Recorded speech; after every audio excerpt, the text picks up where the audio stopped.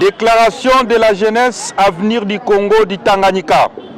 Nous, jeunesse du parti politique Avenir du Congo de l'ambassadeur Dani Banza dans la province du Tanganyika, apportons par cette déclaration notre soutien indéfectible au secrétaire général adjoint en charge de l'implantation et mobilisation, Christian Kitungwa. Celui-ci fait l'objet de menaces et intimidations pour avoir soutenu officiellement par une grande marche le bureau de l'Assemblée provinciale du Tanganyika et pour avoir en même temps dénoncé la déstabilisation de la province dans l'avenir. Cette déstabilisation voudrait dire qu'on ne peut pas accepter de laisser le FCC revenir dans une autre forme dans la gestion de notre Assemblée, en oubliant le travail rendu par le bureau qui a permis d'instaurer la démocratie dans le Tanganyika.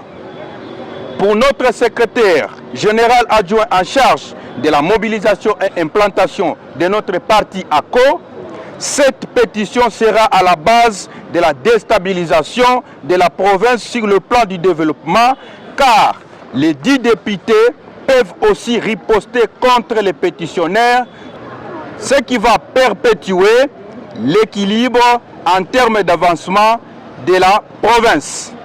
C'est à ce titre que Christian Kitungwa Muteba, fils de la province du Tanganyika, espoir de la jeunesse, prône la vision du chef de l'État, Félix Antoine Tshisekedi Tshilombo, qui est le peuple d'abord.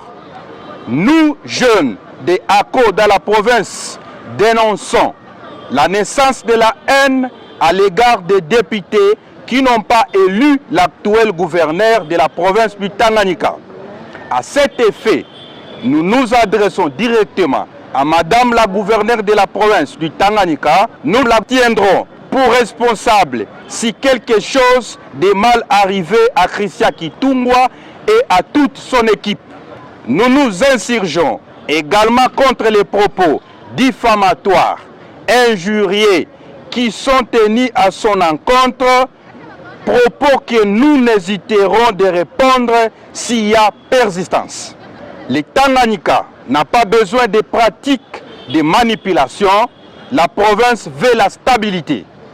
Cette stabilité passe à ce jour par le respect des institutions, dont le bureau de notre Assemblée qui fait l'objet de pétitions fantaisistes dont les vrais auteurs sont connus de tous.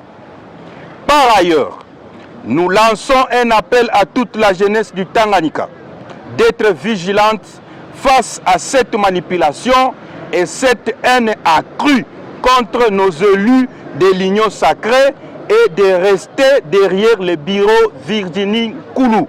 Enfin, nous refusons toutes les velléités de blocage de la province et rappelons que le bureau de l'Assemblée doit rester en place jusqu'à la tenue des élections de 2023. Faites à Kalemi le 28 juin 2022, que vive la jeunesse du Tanganyika, que vive la jeunesse de l'avenir du Congo. Nous vous remercions.